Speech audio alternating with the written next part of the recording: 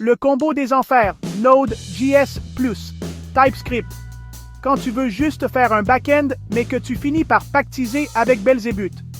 Au départ, l'idée avait l'air sympa. Tu veux un petit serveur rapide, tu te dis, allez, JavaScript côté serveur, pourquoi pas? Je connais déjà JS, je vais gagner du temps. Bim! Te voilà marié à Node.js, le démon ricanant des callbacks, le roi des requires, le fils caché de l'asynchrone bordélique. Et là-dessus, tu te dis, je vais structurer un peu tout ça. Je vais taper dans du TypeScript, ce sera clean. Grosse erreur, mon gars. Bienvenue dans le cirque. 1. Le serveur démarre? Non, parce que ton config.json est mal foutu. Et faut compiler avant de lancer. Oui, compiler du JavaScript, on en est là. 2. L'erreur est tout. Dans un .ts que Node.js ne comprend pas en natif. Mais attention, l'erreur est à la ligne 2387 d'un fichier généré qui n'existe pas dans ton IDE. Bon courage. 3. T'as voulu importer un module? Tu reçois un cannot find module FS or its corresponding type declaration. FS. Le module de base.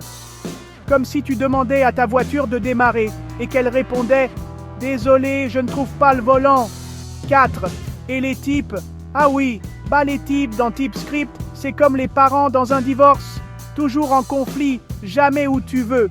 Tu tapes any une fois, puis 2, puis 3, et à la fin t'as recréé du JavaScript avec des chaînes en plus. L'écosystème NPM, la cerise sur le suppôt. Tu tapes npm install, et là, 4573 packages s'installent, dont 78 vulnérables. Tu n'as rien codé encore. Tu veux juste dire Hello World. Et puis, arrive ce moment magique où un package que tu n'as jamais installé, genre Leftpad, pète tout. Tu ouvres Node module, et là tu entends des murmures. Ce n'est pas un dossier, c'est une porte vers les enfers. Et l'architecture, tu veux faire propre, bonne pratique, clean code, mais avec Node.js plus TypeScript, tout est possible, sauf ça. Tu lis un tuto? Le gars code tout dans index.es, un autre. Il a 14 layers d'abstraction, un système d'injection de dépendance fait maison, et il fait des PR sur GitHub avec les larmes des juniors.